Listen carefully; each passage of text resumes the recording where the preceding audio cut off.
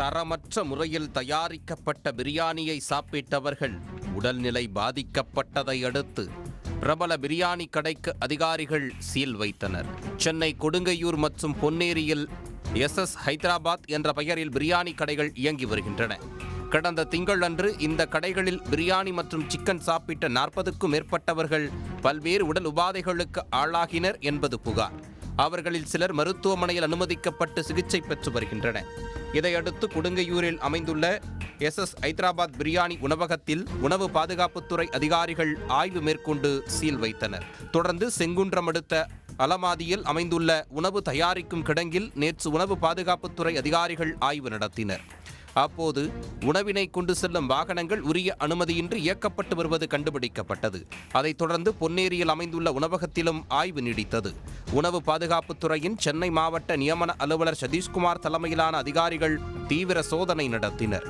உணவகத்தில் உள்ள இறைச்சியின் தரம், உணவு தயாரிக்க பயன்படுத்தப்படும் பொருட்களின் தரம் ஆகியவற்றை ஆய்வு செய்தனர்.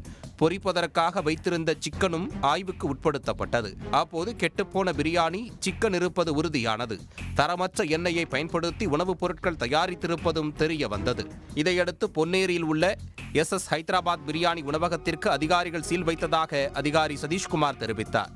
கெட்டுப்போன உணவை சாப்பிட்டதால் சிலருக்கு உடல்நலம் பாதிக்கப்பட்டதை அடுத்து மாவட்ட ஆட்சியர் உத்தரவின் பேரில் தணிக்கை மேற்கொள்ளப்பட்டதாக கூறிய அவர், வடமாநில தொழிலாளர்கள் தகுந்த பயிற்சியின்றி உணவகங்களில் பணியாற்றி வருவதாகவும் மொழி தெரிந்த நபர்களை வேலைக்கு அமர்த்துமாறு அறிவுறுத்தப்பட்டுள்ளதாகவும் தெரிவித்தார். பழைய சிக்கனுங்க ஒரு பழசா இருந்தது. நாங்கள் பிரித்து பார்த்தோம். அப்படி பிரித்து பார்க்கும் பொழுதே பார்த்தோம்னா நூலாக வந்தது. அந்த மாதிரி வரவே கூடாது. நார்மலாகவே ஃப்ரெஷ்ஷாக நம்ம பண்ணோம்னா பிரியாணி நமக்கு தெரியும். அந்த கறி எவ்வளோதான் சமைச்சாலும் நல்லா ஹார்ட்னஸாக இருக்கும். இது பார்த்தா பிரித்து இருக்கிறத நூலாக வரும். சலசலன்னு தண்ணி அப்படியே கையோட வந்ததுனாவே அது கெட்டு பழைய கறிகளாக இருக்கிறதுக்கான சான்சஸ் நிறையா இருக்குது.